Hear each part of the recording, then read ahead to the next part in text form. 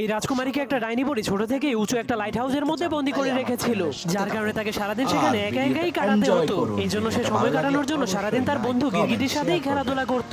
আর যখনই সেই ডাইনি বুড়ি এসে তাকে নিচে থেকে ডাকতে শুরু করত, তখনই রাজকুমারী তার বড় বড় চুলের সাহায্যে ডাইনি বুড়িকে উপরে নিয়ে আসতো, কারণ রাজকুমারী এই ডাইনি বুড়িকেই নিজের মা মনে করত। এই জন্য সে ডাইনি বুড়িকে বলতো, মা তুমি আমাকে এখানে একা ফেলে চলে যাও কেন?